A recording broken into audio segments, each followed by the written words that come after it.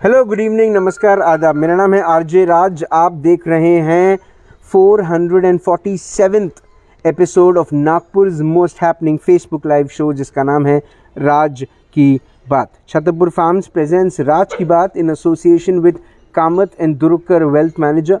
My home partner is Siddhivinayak infrastructure. My hospital partner is Krims hospital. A big thank you to my inside home partner which is home beauty partner. नाम अगर आपको याद रहे हमेशा inside story. Gemini Outdoors, Global ITI Kamthi, गौ वरदान जो है नागपुर के हर घर का घी, साथ ही साथ ट्राइकॉस, लिक्स्टर्स. A big thank you to युवा foundation, Joshi security systems and a big thank you to servicing वाला विच इज़ आत्मनिर्भर भारत पार्टनर. आज एक ऐसे विषय पे बात हो रही है जिस पे हम पहले भी कर चुके हैं, लेकिन फिर एक उम्मीद आज कि नो स्कूल नो फीस पर वो बात लोगों तक जाए जो जाना ज़रूरी है. आज मेरे साथ एक ऐसे व्यक्ति विशेष जो एक आज पिता का रोल नहीं कर रहे, लेकिन एक भाई का रोल अदा कर रहे हैं, एक साथीदार का, एक दोस्त का, एक नागपुरकर होने का, एक इंसान होने का रोल प्ले कर रहे हैं. और उनकी कोशिश बस इतनी है कि कुछ ऐसे माँ बाप जो हैं जो अपना सब कुछ बेचकर अपने बच्चों की फ़ीस भर रहे हैं, वो शायद अपने बच्चों की फ़ीस न भरें, और समझने के लिए अब स्कूल समझे कि स्कूलों ने क्या करना चाहिए. बात मेरे साथ करने के लिए आज हैं श्री अभिषेक जैन. अभिषेक जी नमस्कार. नमस्कार सर. फिर एक उम्मीद, नो स्कूल नो फीस. शुरुआत से बात करते हैं, क्या उम्मीद है, क्या कोशिश है? सर उम्मीद तो ऐसी है कि जिस तरीके से अभी ये पेंडेमिक जब से चालू हुआ लास्ट ईयर से, तो जिन बच्चों को ऑनलाइन शिक्षा से आज वंचित करने की कोशिश की जा रही है प्राइवेट स्कूल के द्वारा, गलत तरीके से, गैरकानूनी तरीके से, तो पिछले कई सालों से अधिनियम के खिलाफ स्कूल, प्राइवेट स्कूल काम कर ही रहे हैं. लेकिन ये था कि सभी लोग अपने अपने लेवल पे काम कर रहे थे, जिनका जो जॉब है वो चल रहा था, हमारे व्यापार चल रहे थे. तो हमने कभी इस विषय पे कभी फोकस ही नहीं किया. हमने कभी फोकस नहीं किया, कभी देखा नहीं हमने कि हमारी क्या प्रॉब्लम्स हैं जी. और प्रॉब्लम्स भी ऐसी थी कि हमको एक्चुअली ये पता ही नहीं था कि गवर्नमेंट ने हमें अधिनियम के अंदर में क्या क्या अधिकार हमें दिए हुए हैं जी. लेकिन आज जब एक ऐसा समय आया जब हमारे पास बहुत सारे ऐसे पेरेंट्स आए जिनके बारे में हमें पता लगा कि यार वो बहुत ही स्ट्रगल करके आज एक बड़े स्कूल में, एक अच्छे स्कूल में अपने बच्चों को अपनी सारी चीज़ों को कंसीडर करके, अपने सारे खर्चों को और अपनी जितनी भी ज़रूरतें हैं उनको उनके साथ में वो कंसीडर करके और उसको वो मैनेज करके जैसे तैसे बच्चों को पढ़ाने का उनका एक सपना. क्योंकि मैं आज आपको बता दूं कि जैसे हमारे देश में चलता है हम दो हमारे दो जी. लेकिन कुछ लोगों ने इस जो हम दो हमारे दो को भी हम दो और हमारे एक पे ला लिया. उसका मैं आपको कारण बताना चाहता हूँ सर, क्योंकि शिक्षा आज हमारे देश में इतनी महंगी हो गई है प्राइवेट स्कूलों के माध्यम से जो कि ली जा रही है. क्योंकि गवर्नमेंट स्कूल की बात मैं इसलिए आज नहीं कर सकता क्योंकि गवर्नमेंट स्कूल के ढांचे को आज इतना कमज़ोर कर दिया गया है कि आज उसमें पढ़ाई तो दूर, अगर बच्चे वहाँ पे अगर पानी पीते हैं या वहाँ पे अगर वॉशरूम भी यूज़ करते हैं तो उस स्ट्रक्चर को, उस ढांचे को इतना कमज़ोर और इतना गंदा कर दिया गया है कि बीमार होने का खतरा होता है. जैसे कि गरीब बच्चे जो आज मजबूरी में वहाँ पढ़ रहे हैं जी, आज वो बच्चे साल में मेरे को लगता है 2 बार 3 बार और 4 बार बीमार हो जाते हैं वहाँ का पानी उपयोग करने से, वहाँ के वॉशरूम उपयोग करने से, वहाँ पे घंटों स्मेल में और उसमें बैठने से जी. क्योंकि स्थिति ऐसी है और टीचर किस तरीके से वहाँ पे पढ़ाते हैं. जब एक बार आप खुद सर्वे करेंगे आपकी टीम कभी, तो आप देखेंगे कि वहाँ किस तरीके से आज पढ़ाई हो रही है. और ये सारी चीज़ों का रीज़न जो है, जो कि फोकस नहीं है आज गवर्नमेंट का, गवर्नमेंट स्कूलों में जी, जो कि सबसे बड़ा फोकस होना चाहिए क्योंकि वो गवर्नमेंट नाम जुड़ा हुआ है, गवर्नमेंट के स्कूल है वो जी. तो सबसे ज़्यादा फोकस होना चाहिए प्राइवेट. मुझे तो ऐसा लगता है कि प्राइवेट स्कूल से भी ज़्यादा हायर सारे इंफ्रास्ट्रक्चर से लेके, उनकी बिल्डिंग से लेके सब कुछ उनका अच्छा होना चाहिए. क्योंकि ये विषय शिक्षा का है जी, और शिक्षा और स्वास्थ्य ये 2 विषय ऐसे हैं जिसके बिना पूरे देश का डेवलपमेंट नहीं हो सकता जी. हम बोलते हैं कि बच्चे हमारे देश का भविष्य है. आज मुझे समझ में आ रहा है कि बच्चे अगर देश का भविष्य है तो आप बताइए कि उस भविष्य के लिए हमारी जिम्मेदारियां क्या है. आप बताइए, गवर्नमेंट में अगर मान लो बजट जब बनता है तो बजट में मुझे ऐसा लगता है कि कम से कम 10% हिस्सा शिक्षा के लिए लिया जाता है जी. लेकिन आज वो 10% हिस्सा इतने बड़े पूरे भारत देश के बजट में आज अगर 10% हिस्सा अगर उसमें लिया जा रहा है तो बताइए वो 10% हिस्से का उपयोग किस तरीके से किया जा रहा है जी। और आज शिक्षा और स्वास्थ्य जैसी बेसिक सुविधाएं अगर देश के अंदर में इतनी ज़्यादा कमज़ोर हो जाएंगी। मैं थोड़ा सा स्वास्थ्य पे भी आपका ध्यान फोकस करना चाहूँगा कि आज अगर पूरे देश में 1 नहीं 2 नहीं 4 नहीं 5 करोड़ पकड़ लीजिए, 10 करोड़ पकड़ लीजिए जी। 5 से 10 करोड़ मतलब 10 करोड़ मतलब 10% भी नहीं हुआ जी। अगर मात्र 10% भी आज कोरोना पॉजिटिव हमारे देश में आए और उनको अगर हॉस्पिटल जाने की जरूरत पड़ी तो आपने देखा पूरे देश की स्वास्थ्य व्यवस्था चरमरा गई। सच बात। आप सोचिए कि जहां सिर्फ और सिर्फ 5 से 8% 10% लोग भी पॉजिटिव नहीं आए और देश की पूरी व्यवस्था हिल गई, हजारों लोगों की जानें सिर्फ ऑक्सीजन नहीं मिलने से चली गई जी। ऐसी परिस्थिति में जहां पे देश की स्वास्थ्य और शिक्षा की व्यवस्था इतनी कमजोर है, हम कैसे डेवलपमेंट की बात कर सकते हैं? हम कैसे दूसरे विषय पे लोगों का ध्यान केंद्रित कर सकते हैं? हमने कहा कि हमने देश के बाहर लाखों की संख्या में हमारे जवान तैनात कर दिए, हमने एडवांस जितनी भी हमारी तकनीकें हैं या हमने फाइटर प्लेन्स लगा दिए, हमने परमाणु बम्स ला लिए, हमने मिसाइल्स ला ली, सब कुछ ला लिया। लेकिन ये देश की बाहर की व्यवस्था के लिए आपने किया, ये बहुत अच्छी बात है। देश की हमारी व्यवस्थाएं मजबूत होनी चाहिए, सुरक्षा जरूरी है हर हाल में। लेकिन कहीं ना कहीं मैं ये बात बार बार मेरे दिल और दिमाग में और आज लाखों करोड़ों लोगों के दिमाग में ये बात चल रही है कि बाहर की जितनी भी बीमारियां हैं, बाहर के जितने भी आतंकवादी हैं बोले आप, या दूसरे देशों का जो खतरा है, उससे तो हमने चलो अपने आप को सिक्योर कर लिया जी। लेकिन मैं ये सवाल हर चैनल पे पूछना चाहता हूँ कि सर बाहरी व्यवस्था से ज़्यादा और बाहरी दुश्मनों से ज़्यादा जो आज देश के अंदर जो दुश्मन हमारे अंदर पनप रहे हैं, शिक्षा और स्वास्थ्य माफिया के नाम से जी। आज अगर इनसे हमें सुविधाएं नहीं मिलती, इनसे अगर हमें सुरक्षा नहीं मिल पाई और ये हमें इसी तरीके से दीमक की तरह चाटते रहे, तो क्या आज जो बाहर करोड़ों अरबों खरबों रुपए जो खर्च करके जो बाहर व्यवस्थाएं हमारे लिए, हमारी सुरक्षा के लिए, हमारी जान के लिए लगाई गई, इनका कोई महत्व बचेगा? जब मुझे बताइए कि आपको देश के बाहर का दुश्मन मारे या देश के अंदर का दुश्मन मारे, जान तो एक ही बार जाएगी ना। सच बात। तो जब जान ही नहीं रहेगी सर, तो बाहर के फाइटर प्लेन्स, बाहर के परमाणु बम्स और बाहर की मिसाइलों का क्या मतलब है? अगर ये शिक्षा और स्वास्थ्य में बैठे हुए जो आज इस माफिया हैं, अगर इस तरीके से दीमक की तरह हमारे पेरेंट्स को और उनके बच्चों के भविष्य खराब कर रहे हैं और उनके ना चाहने के बाद भी उनके पॉकेट से पैसा छीन लिया जाता है, फीस नहीं, इसलिए मैंने कहा है लगान है थोपा हुआ, क्योंकि लगान जो होता है वो थोप दिया जाता है, उसमें सामने वाले की मर्जी हो कि नहीं हो उसे देना पड़ता है। तो आज इसी तरीके का ये जो फीस है वो एक लगान बन चुका है देश के अंदर में।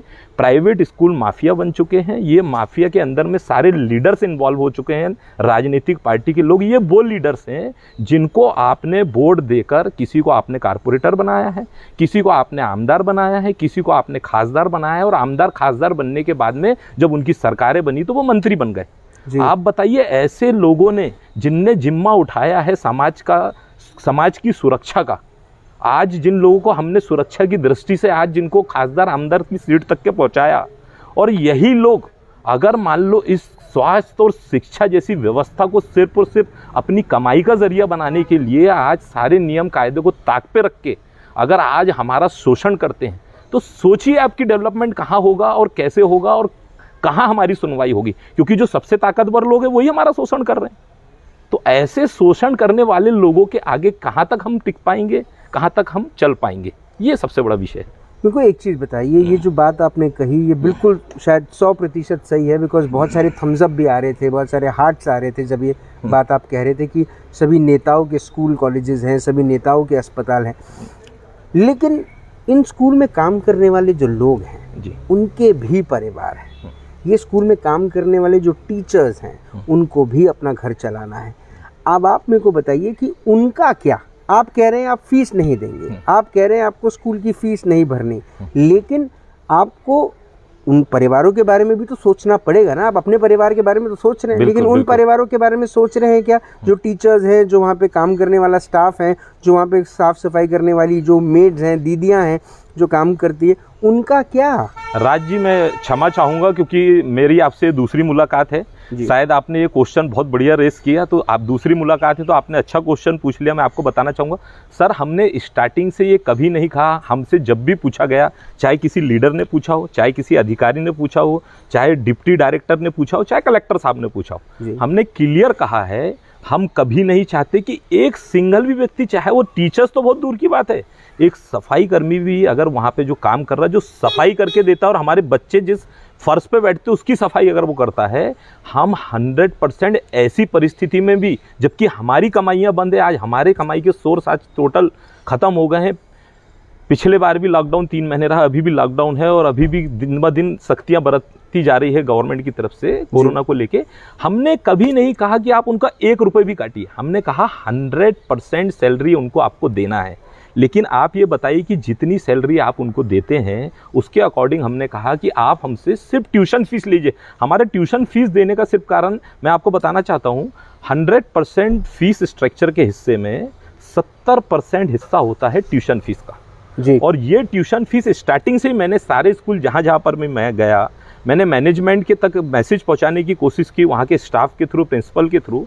शायद वो मैसेज पहुँचा कि नहीं पहुँचा कि एक आप अच्छे बिजनेसमैन हैं, ठीक है, आप नॉन प्रॉफिटेबल ट्रस्ट में रजिस्टर्ड जरूर हैं, लेकिन मुझे पता है कि आप अपनी कमाई के लिए काम कर रहे हैं, सब लोग जानते हैं, ठीक है, कि आप उसको शो ऑफ नहीं करते होंगे, जो भी होगा आपका मैटर। लेकिन मुझे आप बताइए कि जब आप 70% हिस्सा में देने के और मेरे पेरेंट्स देने के लिए तैयार थे लास्ट ईयर, आपको वो लास्ट ईयर की बात कर रहा हूँ मैं जी, हमने ये भी नहीं पूछा कि पूरे साल ऑनलाइन चलेगा नहीं चलेगा।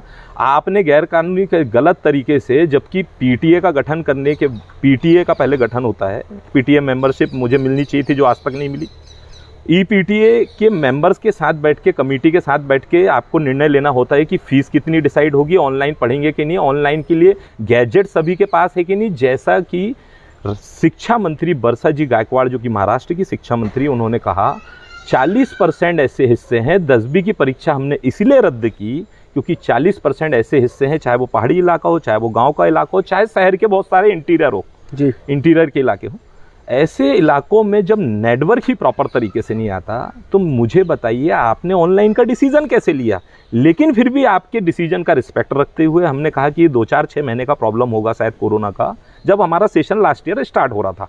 तो जुलाई में हमने ये डिसीजन लिया कि ठीक है, आपने गलत तरीके से डिसीजन लिया, आपने ये नहीं सोचा हमारे पास गैजेट्स है कि नहीं, आपने ये भी नहीं देखा कि अगर एक गैजेट अगर किसी पेरेंट के पास है भी, तो उसके अगर 2 बच्चे हैं तो एक ही टाइम पे एक मदर घर में रहने वाली दोनों बच्चों को एक साथ कैसे मैनेज करेगी, ये भी नहीं सोचा। लेकिन क्योंकि आपको सोचना ही नहीं था, क्योंकि आपको सिर्फ और सिर्फ फीस वसूलना था, ठीक है, उसके बाद भी हमने एक्सेप्ट किया और हमने कहा कि आप 70% जो फीस स्ट्रक्चर में ट्यूशन फीस का हिस्सा होता है, आप वो ट्यूशन फीस हमसे पूरी लीजिए।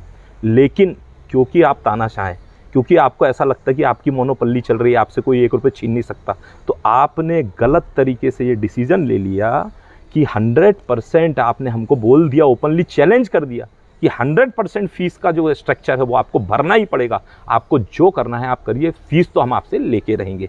कुछ पेरेंट को ये तक कहा गया आप प्रॉपर्टी बेचिए, आप अपनी गाड़ी बेचिए, आप अपना गोल्ड बेचिए, आप कुछ भी करिए, आप लोन लीजिए, लेकिन पैसे आपको भरना पड़ेगा। इस तरीके की तानाशाही आज जब भी मैं इस बारे में सोचता हूँ, मुझे याद आती है वो बातें प्रिंसिपल की और वहाँ के अकाउंट सेक्शन के लोगों की बोली हुई, तो मुझे लगता है कि मैं कहाँ रह रहा हूँ आज क्या स्थिति हो गई कि खुलेआम कोई स्कूल, प्राइवेट स्कूल जो मेरे पैसों से चलती है, जो मेरे पैसों से जिनकी सैलरियाँ दी जाती है, वो स्टाफ आज मुझे ये बोलता है, ओपन चैलेंज करता है, आपको जो करना है करिए, हम तो फीस वसूल कर रहेंगे।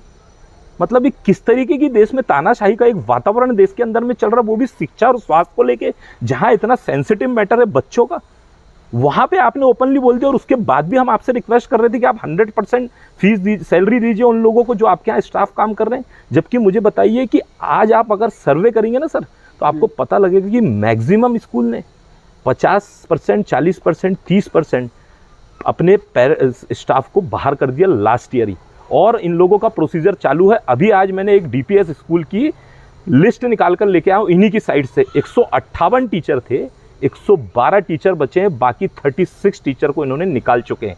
ये सिर्फ टीचिंग स्टाफ की बात कर रहा हूँ, बाकी स्टाफ का तो आप छोड़ ही दीजिए, उसका तो कोई कैलकुलेशन ही नहीं। लेकिन मुझे जानकारी है कि मैक्सिमम स्टाफ को इन्होंने निकाल चुका है कि जब फिजिकल क्लासेस स्टार्ट होगी जब उनको लेंगे। डीपीएस ने एक और धोखा किया है, कुछ ऐसी टीचर्स को उन्होंने हायर किया जी कि आप दूसरी स्कूल छोड़ दीजिए, हमारी स्कूल में आप ज्वाइन कर लीजिए, और उन टीचर्स को भी हायर नहीं किया। हाँ। वो टीचर्स ना वहाँ की रही ना यहाँ की रही, और इन्होंने 1 रुपए की पगार नहीं दी उनको, 100% ज्वाइन भी नहीं करवाया। मैं ऐसी टीचर्स को, शायद हम डीपीएस की टीचर्स में उल्लेख करना शायद आप भूल गए, लेकिन ऐसी टीचर्स भी हैं जिनके साथ डीपीएस स्कूल ने धोखा किया है। क्योंकि बहुत सारे टीचर्स मेरे पास आए भी थे, उनसे मेरी डिस्कशन भी हो, उन्होंने हमें बताया कि सर ऐसी परिस्थिति ने आज स्कूल, ऐसी परिस्थिति में आज स्कूल ने हमें बाहर किया है सर कि आज हम 10,000 रुपये कमाने के लिए भी कहीं एफर्ट नहीं लगा सकते। क्यों? क्योंकि सब जगह लॉकडाउन का वातावरण है, लोगों की नौकरियां जा रही है। ऐसे समय में हमें कौन नौकरियां देगा? और हमारी जो नौकरी, हम एक्चुअली टीचर हैं, तो हम किससे आज मदद मांगने जाए ये हमें समझ नहीं आ रहा है। बहुत सारे तो ऐसी 2 टीचर्स तो मेरे पास ऐसे भी आए जिनको आप बताइए कि जो अपनी मदर के मतलब अपने मायके में जाकर रह रहे हैं, जो कि बोले हमने इतना लंबा समय कभी नहीं गुजारा, लेकिन आज कमाई का कोई सोर्स नहीं है। एक मैडम थी, मैं उनका नाम नहीं ले पा रहा हूँ, बिडो मैडम है, उनके बच्चे को स्कूल से भी निकाल दिया गया और उनको, वो खुद भी स्कूल में कार्यरत थी, उन्हें भी निकाल दिया गया। अरे बाप! आज उनके पास ना कोई कमाई का जरिया है। आज वो खुद भी अपनी जो रोज़मर्रा की ज़िंदगी के जो खर्च थे उन्हें भी चलाने के लिए परवश हो गई, और जो उनका बच्चा था आज वो भी स्कूल के बाहर हो गया। तो इस टाइप की ऐसे ऐसे केसेस मैं आपको बताऊंगा सर कि आपकी आंखों में पानी आएगा कि किस तरीके से बिहेवियर आज प्राइवेट स्कूल जो कि माफिया बन गया है, और वो है कमा रहा है, लोगों से जोर जबरदस्ती से फीस वसूल रहा है, और जिनके पास नहीं भी उन्हें धमकियां दी जाती हैं। एक एक व्यक्ति को टीचर फ़ोन करके धमकी देता है। सोचिए, ये वही टीचर निकाले गए हैं जो एक समय में मुझे फ़ोन करके बोलते थे कि अभिषेक जी आप गलत काम कर रहे हैं। आज वो मेरे पास आए तो मैंने बोला सर एंड मैडम आप घबराइए मत, आपकी भी लड़ाई हम लोग लड़ेंगे, क्योंकि हम एक सच की लड़ाई लड़ रहे हैं। अगर आपके साथ गलत हुआ तो हम उस समय भी सच्चाई के साथ थे और आज भी सच्चाई के साथ हैं, हम आपके साथ खड़े। एजुकेशन डिपार्टमेंट कहाँ है? एजुकेशन डिपार्टमेंट का रोल क्या है यहाँ पर? एजुकेशन डिपार्टमेंट, तो सर आपने अच्छा सवाल किया कि एजुकेशन डिपार्टमेंट कहने के लिए है लेकिन नहीं है। कहीं ना कहीं या तो वो ब्लर है या विजिबल ही नहीं है। समझा नहीं। मतलब एक ऐसा डिपार्टमेंट है, एक ऐसा डिपार्टमेंट है जो अदृश्य है। अच्छा, अदृश्य इसलिए कहना चाहूँगा कि जब किसी व्यक्ति के पास आप 10 नहीं, 20 नहीं, 50 नहीं, सैकड़ों आवेदन लेके जाते हैं, सैकड़ों आप जाके उनको नोटिफिकेशन दिखाते हैं, आप उनको आवेदन निवेदन देते हैं, और उसमें आप क्लियर करते हैं कि इस तरीके से मुझे स्कूल के द्वारा परेशान किया जा रहा है। अधिनियम में जो अधिकार पेरेंट्स को दिए हुए हैं उसके अपोज, उसके अगेंस्ट में जाके कहीं ना कहीं स्कूल चलाए जा रहे हैं। मुझसे आज जो है गलत तरीके से फीस मांगी जा रही है, गलत तरीके से वसूली जा रही है। अगर मैं फीस देने में लेट हो जाता हूँ तो मेरे बच्चे को ऑनलाइन क्लासेस से हटा दिया जाता है, लिंक नहीं भेजी जाती, जबकि 12वीं क्लास तक के पूरे देश में प्रमोशन दे दिया गया। मुझे बताइए, जब प्रमोशन दे दिया गया, ऑनलाइन शिक्षा का मीनिंग कहाँ बचा? एग्जाम्स का मीनिंग कहाँ है? जब 10वीं और 12वीं के बच्चे एग्जाम नहीं दिए तो first, second, third, fourth, fifth के बच्चों के एग्जाम का मीनिंग है? हाँ, आप बताइए मुझे कि जब आपने 12वीं तक के बच्चों को प्रमोशन दे दिया गवर्नमेंट ने, तो ये किस बात के लिए रिजल्ट रोक रहे? किस बात का आपने रिजल्ट इशू किया?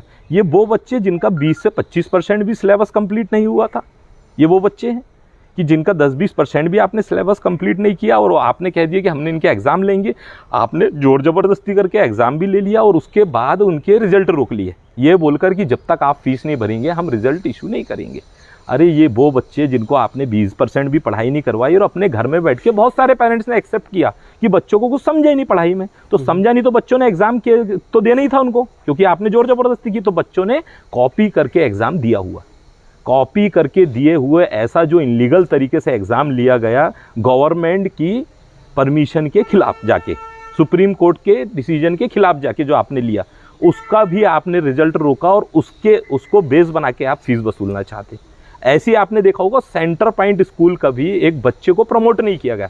जब प्रमोशन पूरे देश में दे दिया गया 12वीं तक के बच्चे को, एक KG2 के बच्चे का सेंटर पॉइंट जैसा बड़ा स्कूल प्रमोशन रोक देता है। और उसके बाद वो व्यक्ति जब बॉम्बे हाई कोर्ट में जाता है तो फिर उसे कहा जाता है कि आपने किस बेस पे, फिर उसके ऊपर इंक्वायरी बैठती है। सेकंड, KG2 के बच्चे का आप प्रमोशन रोक रहे हैं पैसों के लिए, फीस के लिए। आपको अधिकार किसने दिया? और आप ओपन चैलेंज करते हैं। बताइए, जब 12वीं तक के प्रमोशन दे दिया गया था तो आपको अधिकार कैसे रोकने का? आपको तो अधिकार ही नहीं था जी, लेकिन आपने रोक लिया। आपने पढ़ा होगा 4-5 दिन पहले अभी आया हुआ था कि हाई कोर्ट ने कहा कि आप तुरंत इनको ऑनलाइन में इनको ज्वाइन लिंक भेजिए और ज्वाइन कीजिए और इनको प्रमोशन देना कंपलसरी है जी। तो आप इस तरीके के काम करने लगे। और ओपन, ये चीज़ कोई छुपने वाली तो चीज़ नहीं है ना, कि आप ठीक है कि कुछ ऐसी अंदरूनी काम करते होंगे जिसकी जानकारी नहीं रहती, लेकिन आप बच्चों को प्रमोशन नहीं देना, एग्जाम ले लेना और फिर एग्जाम के बाद रिजल्ट रोक देना, ये किस तरीके के काम यहाँ पे हो रहे हैं? एजुकेशन डिपार्टमेंट यहाँ पर क्या कर रहा है? क्या उनकी स्कूल के साथ साथ एजुकेशन डिपार्टमेंट, तो मुझे लगता है सर, मैं आपको बहुत क्लियर तरीके से बताना चाहूँगा कि एजुकेशन डिपार्टमेंट सिर्फ और सिर्फ गवर्नमेंट से सैलरी लेता है। इसके अलावा मुझे पता नहीं वो प्राइवेट लोगों की नौकरियां कर रहे हैं कि किसकी नौकरी कर रहे हैं।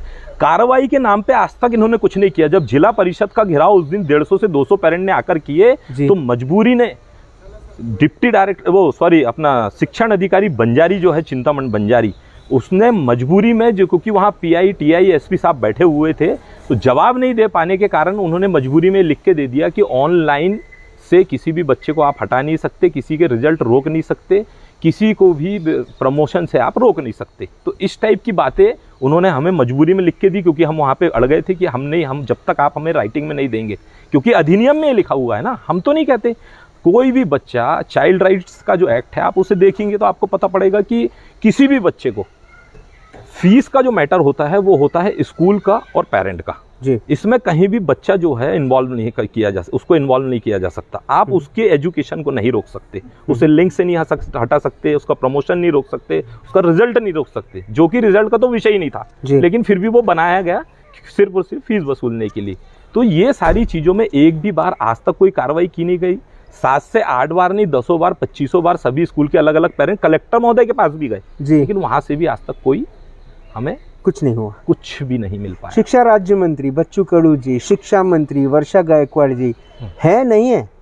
नहीं, ये तो हैं, ये तो विजिबल हैं, मतलब इनको नहीं बोलूंगा मैं। और बच्चू कडू जी की तो स्पेशल मैं तारीफ भी करना चाहूंगा कि माननीय बच्चू कडू ने जो काम किया है, जिस तरीके से शिक्षा राज्य मंत्री होने के बाद भी, मतलब मुझे ऐसा लगता है कि जो काम कैबिनेट में मिनिस्टर ने भी नहीं किया जी, माननीय वर्षा जी ने भी जो काम नहीं किया, वो काम भी आज बच्चू कडू ने किया है। इस बात को मुझे कहने में कोई शक नहीं, कोई दुविधा नहीं, कोई हिचकिचाहट नहीं, क्योंकि इसका कारण ये है कि आज सैकड़ों, हजारों नहीं, लाखों पेरेंट्स जो आज दर बतर भटक रहे थे, उनको आज सपोर्ट किया माननीय बच्चू कडू जी ने। उन्होंने पर ये भी कहा कि मैं एक सिर्फ राज्य मंत्री हूँ, शिक्षा राज्य मंत्री, मेरे राइट्स जितने हैं मैं उतना आपका सपोर्ट बिल्कुल करूँगा। आप जो डिमांड्स लेके आए हैं, आपकी जो तकलीफें हैं वो बिल्कुल लीगल हैं, क्योंकि उन्होंने भी अधिनियम को पढ़ा है। स्वाभाविक है कि जब एक शिक्षा मंत्री हैं तो उन्हें भी काफ़ी कुछ जानकारी है इस विषय की होगी। तो मुझे तो ये समझ नहीं आता कि एक ही सरकार के दो ऐसे मंत्री जी, एक शिक्षा राज्य मंत्री हैं और एक कैबिनेट मंत्री शिक्षा मंत्री हैं जी, जो कैबिनेट में बैठती हैं जी। वहीं पे शिक्षा राज्य मंत्री आदेश देते हैं कि आप गलत तरीके से स्कूल जो चल रहे हैं इन पे आप फौजदारी का गुना दाखिल कीजिए, इनके ऊपर आप रिकवरी निकालिए, जो कि उन्होंने निकाली भी करोड़ों रुपए की। और उसके बाद वहीं पे माननीय शिक्षा मंत्री वर्षा गायकवाड़ जी शांत बैठती हैं। वहीं पे हम 1 साल से चिल्ला रहे थे कि मैक्सिमम जगह ऐसा ही गैजेट्स नहीं है और मैक्सिमम जगह यहाँ पे बच्चों को नेटवर्क नहीं आता बच्चों के घरों में, हमारे पेरेंट्स के घरों में, और आपने उस चीज़ को इग्नोर कर दिया। और जब हाई कोर्ट ने पूछा कि 10वीं की परीक्षा आपने क्यों रद्द की, तो उसके लिए आपने क्या हवाला दिया कि 40% हिस्सों में साहब हमारे यहाँ पे नेटवर्क नहीं आते हैं, पहाड़ी इलाके, गांव के इलाके, इंटीरियर हमारे शहर के, इसीलिए हमें परीक्षा रद्द करना पड़ा, क्योंकि ऑनलाइन परीक्षा लेना पॉसिबल नहीं है। तो ऑनलाइन तो मैडम मैं आपको बताना चाहता हूँ कि हमारे यहाँ शिक्षा भी पॉसिबल नहीं थी, लेकिन कहीं ना कहीं आपने शायद, जो कि 0 एकेडमिक ईयर घोषित होना था इस साल, लेकिन शायद कहीं ना कहीं इसलिए नहीं किया गया क्योंकि प्राइवेट स्कूल को फ़ायदा पहुंचाने की मंशा कहीं ना कहीं इसमें देखी जा सकती है।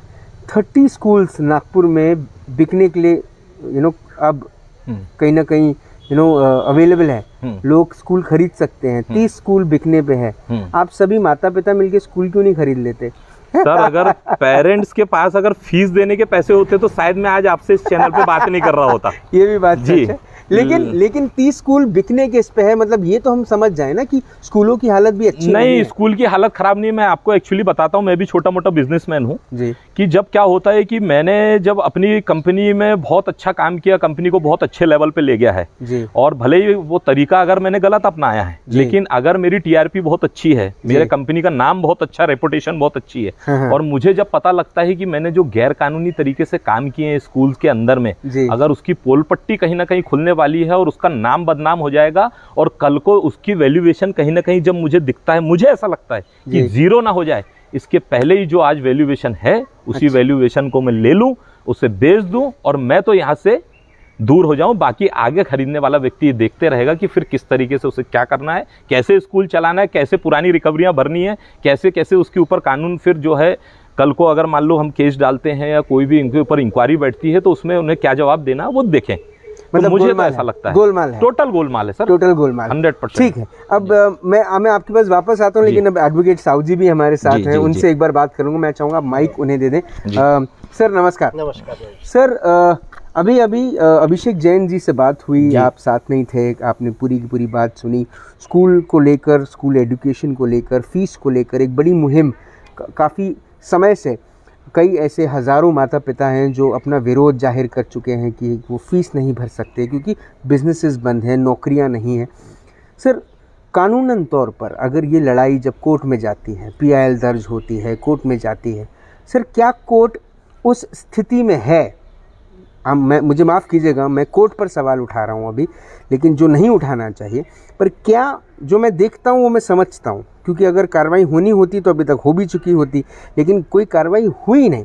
माता पिता अभी भी नदारद हैं इस बात को लेकर कि उनकी जो बात है वो सुनी जाएगी कि नहीं जाएगी। आप एक वरिष्ठ वकील हैं, कैसे देखते हैं इसको? देखिए, बात ऐसी है कि माता पिता सबसे पहले अगर किसी कोर्ट के शरण में जा रहे हैं, किसी कानून का आश्रय ले रहे हैं, उन्हें सबसे पहले अपने भारत के न्याय व्यवस्था पर भरोसा रखना काफ़ी ज़रूरी है जी। अगर ये किसी भी प्रकार का मन में हिचक, डाउट लेकर कोर्ट जा रहे हैं तो उन्होंने सबसे पहले अपनी वो जो भी उनकी मन में जो भी उनकी डर है, जो भावनाएं हैं न्याय व्यवस्था को लेकर, वो सबसे पहले दूर रख के एक भरोसे के साथ कि कोई नहीं सुनेगा तो कम से कम कोर्ट जरूर सुनेगा, सर, इस भरोसे सर, के साथ माफ उन्होंने कीजिएगा, जाना लेकिन चाहिए। मंदिर भी आदमी जब जाता है तो इसी सोच के साथ जाता है कि भगवान कोई और नहीं सुनेगा तो भगवान कम से कम सुनेगा। आप मंदिर जाते हो तो इमीडिएटली भगवान आपको रिस्पॉन्ड नहीं करता, आपको रूबरू नहीं होता। आपको तो सर, किसी कोर्ट में प्रश्न भी का- यही है कि नहीं respond नहीं, वहाँ आपके प्रश्नों को रूबरू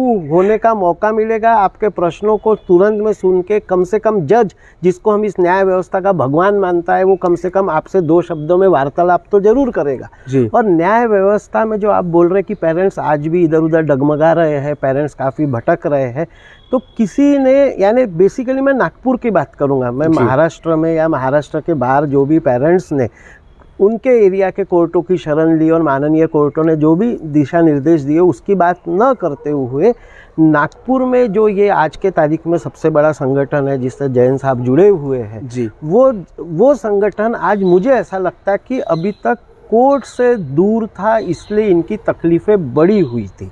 अच्छा। आज इन लोगों ने जो एक व्यू, एक ओपिनियन फॉर्म किया है कोर्ट जाने का, तो जब तक एक कोर्ट नहीं जाएंगे तब तक कोई भी इनकी बात नहीं सुनने वाला। न्याय व्यवस्था पे जितना इनको भरोसा है उतना हर किसी को करना काफ़ी ज़रूरी है। कोर्ट ऐसा ज़रूरी भी नहीं है कि पेरेंट्स को देखेगा, उनकी सफरिंग को देखेगा तो एकदम आँख बंद करके इन पे भी भरोसा कर लेगा। कोर्ट वहाँ पे जो हम देखेंगे वो ये देखेगा कि जिस प्रकार के सर्कुलर्स थे, जिस प्रकार के दिशा निर्देश थे, उसके अधीन रहते हुए उन अधिनियमों के अंतर्गत रहते हुए स्कूल वालों ने जो भी प्रक्रिया थी, जो भी इनको स्कूल वालों को जो भी करना था, उस अधिनियम के तहत, उन GRs के तहत, उन रूल्स के तहत बैठे हुए, उनके अंदर रहते हुए अगर काम किए हैं तो स्वाभाविक है कि कोर्ट अपना फैसला किसी हद तक उनके फेवर में दे सकता है। लेकिन जहाँ ये पेरेंट्स एसोसिएशन, जहाँ हमारे जैसे वकील कोर्टों को ये बताने में साबित कर दिया, हमने ये सिद्ध कर दिया कि ये जो भी सारी प्रक्रियाएं हुई है ये उन अधिनियमों को ताक पे रख के की गई है। उस प्रकार की किसी भी प्रकार की कोई ना गवर्नमेंट के दिशा निर्देशों का पालन किया है, ना उस प्रकार की कोई मीटिंग्स हुई, ना वैसे यूनियन फॉर्मेशन हुए थे, तो स्वाभाविक है कोर्ट पेरेंट्स का साथ जरूर देगा। सर, पावर, यस, पैसा, यस, नेता, यस, सर जब ये एक तरफ हो, हाँ, तो सर ये गरीब माँ बाप तो क्या कर पाएंगे सर? ये जो पावर, ये नेता और ये जो पैसा, ये एक तरफ होने की बात है। इन्होंने ये बात ध्यान में रखना चाहिए, इन्होंने भूलना नहीं चाहिए कि पावर भी देने वाले हम ही आम जनता लोग थे, इनको नेता बनाने वाले भी हम थे, इनकी स्कूलों में एडमिशन देने के, इनकी रोज़मर्रा की उदर निर्वाह का साधन करने वाले भी पेरेंट्स थे जी। तो जब तक हम नहीं थे तो ये नेता वगैरह किसी भी मायने में अपना अस्तित्व साबित नहीं कर सकते थे। इन्होंने मान के चली, किसी नेता ने बहुत बड़ा स्कूल खोल लिया जी, किसी ने उसको रिस्पॉन्ड ही नहीं किया जी, तो वो कहाँ से अपनी स्कूल चला रहा है? हर चीज़ के पीछे आज कम से कम, हर चीज़ के पीछे आज कम से कम पेरेंट, नहीं पेरेंट तो एक आम इंसान ज़रूर जुड़ा हुआ है। और जो भी अभिभावक है, ज़रूरी नहीं है कि आज वो अगर किसी लड़ाई में एक तरफ खड़े हैं तो वो सेल्फ कैपेबल नहीं है। जी। या किसी भी प्रकार से वो कैपेबल नहीं है, ऐसा भी नहीं है। जितने पावरफुल उस तरफ नेता होंगे, जितने पावरफुल वहाँ पैसे वाले होंगे, तो शायद हमारे पेरेंट्स यूनियन में भी कोई उनसे 10 पट ज़्यादा बड़ा इंसान जुड़ा होगा, लेकिन वो अपने बच्चे के तरफ देखते हुए, वो दूसरे बच्चों के तरफ देखते हुए वो शायद इस तरफ खड़ा रहना पसंद कर रहा होगा। सर मैं आपसे ये सवाल पूछना बिल्कुल सही नहीं होगा, क्योंकि हम आपसे जितनी भी लीगैलिटीज़ हैं उसके ऊपर में बात कर सकते हैं, लेकिन ये मैं एक आम नागरिक हैं आप और पढ़े लिखे नागरिक हैं शहर के, इसीलिए मैं आपसे पूछ रहा हूँ। सर मीडिया साथ नहीं दे रही है, एक हद तक देखा जाए तो मीडिया भी छापने के लिए 10 बार सोचती है, क्योंकि सर उनको भी एडवर्टाइजिंग का एक बहुत बड़ा बजट जो है वो स्कूल्स की तरफ से आता है। तो माता पिता की आवाज़ सर मीडिया भी नहीं सुन रही, पत्रकारिता भी आज कहीं ना कहीं एक बैक सीट लिए हुए है। सर आप इसको कैसे देखते हैं? नहीं, मीडिया को हम ब्लेम नहीं कर सकते। जहाँ तक हम लोगों की आवाज़ इस हद तक भी लाने में मीडिया ने एक अपने आप में बहुत बड़ा रोल प्ले किया है, टोटली हमको इग्नोर नहीं किया। और हम लोग मीडिया के जहाँ जहाँ हमको सपोर्ट की ज़रूरत थी वहाँ वहाँ हम उन तक गए, उन्होंने वहाँ हमारा साथ दिया। अब हम ऐसे किसी राजनेता जैसे या किसी बड़े बिजनेस टाइकून जैसे या फर्म जैसे रोज़ तो प्रेस कॉन्फ्रेंस नहीं कर सकते, रोज़ तो अपने साथ 10 मीडिया वाले लेके नहीं घूम सकते। ये मीडिया वालों का बड़प्पन था कि जहाँ उन्होंने हमारी एकता देखी, जहाँ उनको लगा कि इसमें मीडिया ने साथ देना चाहिए, कितने हद तक इसको लाइमलाइट में लाना चाहिए, उन्होंने बराबर कवरेज दिया। अब डे टू डे हम न्यूज़ बुलेटिन जारी नहीं कर सकते, तो हम मीडिया को बोलो, न्याय व्यवस्था को बोलो, हम इनको कभी ये नहीं बोलेंगे कि इन्होंने हमारा साथ नहीं दिया। पर अपेक्षित ज़रूर हैं कि आने वाले दिनों में क्योंकि अब न्याय व्यवस्था का दरवाज़ा खटखटाया है, अदालत की पायरियां चढ़ चुके हैं माँ बाप, तो उम्मीद है कि आने वाले दिनों में इनको न्याय मिलेगा। ज़रूर मिलेगा, ज़रूर मिलेगा। एटलीस्ट न्याय इसलिए मिलेगा क्योंकि आज की जो परिस्थिति है, कोविड के फॉर्मेशन के समय से बोलिए या कोविड जब से डिक्लेयर हुआ, वो परिस्थिति से ना कोई कोर्ट इससे छुपा हुआ है, ना मीडिया छुपी हुई है, ना किसी का कोई इसमें, हम ये नहीं बोल सकते कि एक में एक की परेशानियों से कोई वाकिफ नहीं है। तो ज़रूर है, ऐसा ज़रूर होगा कि इनके जो भी ग्रीवेंस है पेरेंट्स के, या जो भी पेरेंट्स के नहीं, जो भी कोर्ट को ऐसा लगता है कि स्टूडेंट्स के बेनिफिट में, यहाँ कोई कोर्ट किसी पेरेंट के बेनिफिट में कोई निर्णय नहीं देने वाला है। अच्छा। कोर्ट का जो भी निर्णय रहेगा वो वहाँ के विद्यार्थी स्टूडेंट्स के ही बेनिफिट में रहने वाला है। तो कोर्ट ज़रूर इन सभी चीज़ों को अपने ध्यान में रखते हुए हमें ऐसा लगता है कि बिल्कुल स्टूडेंट्स के साथ रहेगा, जिससे ना कि उनकी कोई आगे वाली शिक्षा में कोई अड़थड़ा निर्माण हो, या किसी प्रकार से कोर्ट ये भी नहीं चाहेगा कि एटलीस्ट वो एजुकेशनल इंस्टीट्यूशंस जहाँ स्टूडेंट्स पढ़ रहे हो वो भी कोई नुकसान में जाए और उसके चलते कोई स्टूडेंट भी नुकसान में जाए। कोर्ट दोनों के तरफ बिल्कुल इक्विलिब्रियम मेंटेन करके ही अपना फैसला जरूर सुनाएगा। चलिए साहब जी, सर आपने अपना वक्त दिया उसके लिए बहुत बहुत धन्यवाद। आपके शब्द बड़े अनमोल थे हमारे लिए। मैं चाहूँगा आप एक मिनट माइक दे दें। अभिषेक जी, आखिरी सवाल जी। अब तो साहू जी, एडवोकेट साहू जी शहर के वरिष्ठ वकीलों में से एक हैं। अगर वो ये बात कह रहे हैं, मतलब इस बात में कहीं ना कहीं एक ताकत तो ज़रूर नज़र आ रही है कि आने वाले दिनों में न्यायालय से न्याय मिलेगा, कहीं ना कहीं सपोर्ट मिलेगा विद्यार्थियों को, विद्यार्थियों के कॉन्फिडेंस को बूस्ट करने के लिए न्यायालय कुछ ना कुछ तो ज़रूर करेगा। आखिरी चीज़ जो आप नागपुरकर से कहना चाहते हैं, सभी नागपुरकरों से, नागपुर की जनता से, माँ बाप से जो फीस भरने के लिए दर दर भटक रहे हैं, पैसे जमा कर रहे हैं, उनसे आप कुछ कहना चाहते हैं? उनसे तो मैं सर कहना चाहता हूँ, लेकिन सबसे पहली बात जो वकील साहब ने, जो साहू जी ने जो कहा, वो बहुत ही अच्छी बात कही कि और न्यायालय के ऊपर भरोसा नहीं है, ऐसा तो बिल्कुल भी नहीं है और करना भी चाहिए। लेकिन न्यायालय जाने की अभी तक के हमारी, हम ये भी बोल सकते हैं कि ना हमारे पास ताकत थी पेरेंट्स की, क्योंकि कहीं ना कहीं एक घबराहट थी, क्योंकि बहुत सारे प्राइवेट स्कूल ने एक यूनियन बना लिया है आज, और वो यूनियन जो है बड़े बड़े वकील हायर कर रहे हैं और उन्हें आज इस काम के लिए उन्होंने रखा हुआ है। तो एक घबराहट भी थी, और सबसे बड़ी बात ये भी थी कि जो काम पेरेंट्स का है ही नहीं, एक्चुअली जो शिक्षण अधिकारी का जो काम है, शिक्षा विभाग का जो काम है, वो रोल हमारे पेरेंट्स क्यों प्ले करें। तो ये भी एक विषय था, इसलिए भी हम जाना नहीं चाहते थे, क्योंकि अब लेकिन मजबूर कर दिया, सारी जगह सुनने से इनकार कर दिया। क्योंकि आप देखते हैं कि जब भी कोई छोटी मोटी तकलीफ या कोई भी ऐसी तकलीफ आती है आम जनता को शहर के अंदर में, तो वो सबसे पहला दरवाजा किसका खटखटाता है? सबसे पहला होता है कारपोरेटर, जिस पे उसका एक बहुत अच्छा भरोसा होता है और वो कहीं ना कहीं उससे रूबरू हो जाता है बहुत जल्दी, बहुत आसानी से। फिर उसके बाद आते हैं आमदार, आते हैं फिर खासदार आते हैं, फिर पोजीशन आता है, फिर अपोजिशन भी आता है। जी। ये सारे दरवाजे नागपुर शहर के अंदर में मैं खटखटा चुका हूँ, महाराष्ट्र के अंदर खटखटा चुका हूँ। मैंने दिल्ली जाके जंतर मंतर पे भी पिछले साल 3 दिन का धरना पूरे 15 से 20 स्टेट के पेरेंट्स के साथ हमने दिया था, एसोसिएशन के साथ में, लेकिन जिसका आज तक के कोई रिजल्ट निकला नहीं। तो सारे दरवाजे हमने खटखटाए, सब कुछ कोशिश की। अब उसके बाद माननीय कोर्ट का हमने दरवाजा खटखटाने की कोशिश की है, वहाँ न्याय मांगने के लिए हमने जाने की अपना एक प्लानिंग की हुई है। सभी लोगों से बात करके हमने उन्हें कन्विंस करने की कोशिश की है कि आप भरोसा रखें, और यहाँ पे अगर सामने कितने भी बड़े वकील होंगे, कुछ भी होंगे, तो माननीय जज साहब जो है वो हमारी परेशानी समझिए। और हम ऐसी कुछ भी नहीं मांग रहे सर, मैं आपको बताना चाहता हूँ, जो अधिनियम में हमें अधिकार ऑलरेडी गवर्नमेंट ने ही दी है जी, उसी अधिनियम की हमें बात करनी है। बस मैं एक आखिरी बात आपसे ये करना चाहता हूँ कि कोई भी व्यक्ति ये ध्यान रखे, अगर नेक्स्ट टाइम इलेक्शन होते हैं, जब भी, चाहे वो कोई भी इलेक्शन हो, ऐसे व्यक्तियों को आप इलेक्शन में वोट ना दें जो व्यक्ति खुद आपके द्वारा पावर में आके, जो खुद किसी न किसी प्राइवेट स्कूल मैनेजमेंट में इन्वॉल्व हो या कोई प्राइवेट हॉस्पिटल में इन्वॉल्व हो।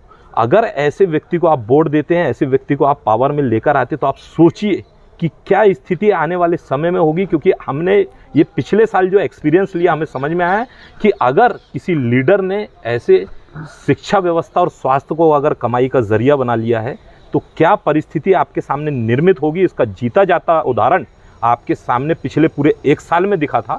इसीलिए मैं आपसे निवेदन करना चाहूँगा सारे पेरेंट्स से कि आप ऐसे किसी व्यक्ति को जो, और मैं पार्टी से भी, पार्टी के जो बड़े मुखिया जो बोले जाते हैं, अध्यक्ष जो बोले जाते हैं, उनसे भी निवेदन करूँगा कि ऐसे व्यक्ति को मैं हाथ जोड़ के निवेदन करता हूँ, ऐसे किसी भी लीडर को आप टिकट ना दें जो कि शिक्षा और स्वास्थ्य जैसी व्यवस्थाओं में इन्वॉल्व हों। क्योंकि यही व्यवस्थाएं हैं जिसके माध्यम से आज हम जो है देश का डेवलपमेंट हो सकता है, जिसके बारे में हम एक अच्छे देश की श्रेणी में आने के लिए सोच सकते हैं, डेवलप्ड कंट्री की श्रेणी में आने के लिए सोच सकते हैं। जैसे कि प्रधानमंत्री मोदी जी बहुत सारी कंट्रियां घूमते हैं, जाते आते हैं, तो मैं बताना चाहता हूँ कि सबसे बड़ा अगर वहाँ डेवलपमेंट का कोई अगर बेस है तो वो है शिक्षा। और ये शिक्षा को अगर हम अपने देश में कमज़ोर करेंगे तो दुनिया में, देश में हमारा कभी कोई डेवलपमेंट हो नहीं सकता। क्योंकि डेवलपमेंट स्मार्ट सिटी बनाने से नहीं होगा, डेवलपमेंट होगा बच्चों को स्मार्ट बनाने से। तो आपको, मैं सभी पेरेंट्स को कहना चाहता हूँ कि डरे नहीं, हम लोग अच्छे से सारा सब कुछ जो लीगल तरीके से जैसा हम लोग तैयारी कर रहे हैं कोर्ट जाने की, सभी पेरेंट्स एसोसिएशन हमारे साथ हैं, हम लोग सभी मिलके काम कर रहे हैं। किसी के भी दबाव में आके आए, जोर ज़बरदस्ती से आप फीस ना दें। अगर कोई भी स्कूल आपसे जोर ज़बरदस्ती करता है फीस के लिए, लिंक से हटाता है, आप मुझसे संपर्क करें, हमारे और भी जो एसोसिएशन के मेंबर हैं उनसे संपर्क करें। तुरंत उसके ऊपर, जैसा कि बच्चू कड़ू जी ने कहा था, फौजदारी गुनाह उनके ऊपर दाखिल किया जाएगा, फौजदारी कानून के हिसाब से कार्रवाई की जाएगी, वैसी ही कार्रवाई उनके ऊपर की जाएगी। डरने की ज़रूरत नहीं है, बच्चे को शिक्षा के अधिकार से वंचित नहीं रखा जा सकता। बाबा साहब अम्बेडकर ने संविधान में ये व्यवस्था दी हुई है, शिक्षा का अधिकार सभी के लिए है। दोस्तों, डरने की ज़रूरत नहीं है। राज भाई भी हमारे साथ में हैं, बाकी भी लोकल मीडिया ने हमें काफ़ी अच्छा सपोर्ट किया है। नेशनल चैनल, आपने बहुत अच्छी बात कही कि नेशनल चैनल हमें सपोर्ट नहीं कर रहे। पहली बार किसी व्यक्ति ने नाम लेना चाहूँगा, NDTV रवीश कुमार जी ने पहली बार पेरेंट्स की आवाज़ सुनी, उन्हें बड़े नेशनल चैनल पे दिखाया। बहुत बहुत धन्यवाद करना चाहूँगा उनका, क्योंकि ये सबसे सेंसिटिव मुद्दा है जिसे बड़े चैनल नहीं दिखाना चाहते। मैं आपसे निवेदन करना चाहता हूँ कि इतने सेंसिटिव मुद्दे को अगर आप दिखाना नहीं चाहते और इसको अगर आपके तरफ नज़र नहीं, तो प्लीज़ इसमें नज़र डालिए। पूरे देश का मुद्दा है ये, सिर्फ अकेला नागपुर का या महाराष्ट्र का नहीं है, पूरे देश जी। आज राज की बात में अभिषेक जैन जी और एक नागपुर के वरिष्ठ वकील हैं गजेंद्र सावजी जी हमारे साथ जुड़े, हमसे बात करी उन्होंने। पिछली बार मैंने पत्रकारों से एक बात कही थी कि वो छापते नहीं हैं कुछ ऐसी चीज़ें जो उनको छापनी चाहिए। खुशी की बात यह है कि दूसरे दिन ही नो स्कूल नो फीस का एक बहुत बड़ा आर्टिकल मैंने अखबार में पढ़ा। तो मैं धन्यवाद करता हूँ ऐसे पत्रकारों को, जो पत्रकारिता करने वाले लोगों को, जो जाग गए हैं। आज मैं उन अफसरों से बात करना चाहता हूँ जो एक्चुअली में कुछ साल पहले पढ़े लिखे थे लेकिन अब अनपढ़ जैसे बिहेव कर रहे हैं। दुख जो है मुझे वो इस बात का है कि अफसर बनने के लिए बड़ा पढ़ाई लिखाई करना पड़ता है, बहुत सारी डिग्रियां लगती हैं, लेकिन मुझे ऐसा लगता है कि नौकरी करने के बाद ना, या नौकरी मिलने के बाद वो डिग्री जो है वो हमसे दूर होना शुरू हो जाती है और हमारी जो अकल है वो घास चरने निकल जाती है। फिर हमको दिमाग में सिर्फ एक ही चीज़ होती है कि अब पैसे कैसे बनाए जाए, अब FDs कैसे बनाई जाए, अब ज़मीन कैसे खरीदी जाए, सोना कैसे खरीदा जाए, हीरे कैसे खरीदा जाए, कार कैसे खरीदी जाए। कायदे से काला बाजारी कैसे की जाए, कैसे करके 2 का 4 और 4 का 12 बनाया जाए। ऐसे अफसरों से मैं एक ही बात कहना चाहता हूँ कि आप एक काम करें, आप करुणा से जाके मिलिए आप करुणा से, ताकि आपको पता चले कि तकलीफ़ क्या होती है। आज आप वो माता पिता को बोल रहे हैं ना कि स्कूल के थ्रू कि वो कुछ भी करें लेकिन फ़ीस भरें। साहब, आपका भी दिन ऐसा आ सकता है, क्या आपको ऐसा नहीं लगता?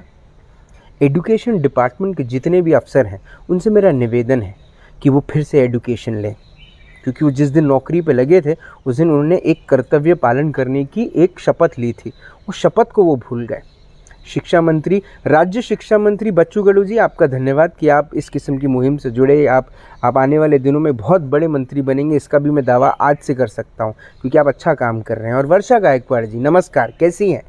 मैं आपको एक बात कहता हूँ, वर्षा नाम बड़ा अच्छा है, वर्षा का मतलब रेन होती है, और अगर आप पे एजुकेशन की रेन नहीं हुई, एजुकेशन की वर्षा नहीं हुई तो कैसे चलेगा? आप राज्य शिक्षा की शिक्षा मंत्री हैं पूरे प्रदेश की, और आप कुछ चुनिंदा स्कूलों के साथ जुड़ गई, उनका भला सोचना चाहा आपने, उन हज़ारों माता पिताओं के बारे में आपने सोचा ही नहीं। क्या मैडम, ऐसे चलेगी महाविकास आघाड़ी सरकार? ये चल नहीं पाएगी। ये अगर चल भी गई, जैसे पवार साहब कहते हैं 5 साल तो चलेंगी, बिल्कुल चलेगी साहब, 5 साल चलेगी, उसके बाद अब मैं ये कहूँगा तो आप कहेंगे मैं बीजेपी वाला हूँ। ऑप्शन क्या है? ऑप्शन क्या है? न्याय मिले तो धन्यवाद करें तो कांग्रेस वाले हो गए, न्याय न मिले विरोध करें तो बीजेपी वाले हो गए। क्या हम इंसान होना भूल गए? कृपया इस पे अपनी शिक्षा को चेक करें। कल शाम को 5 बजे होगी मुलाकात इन राज की बात।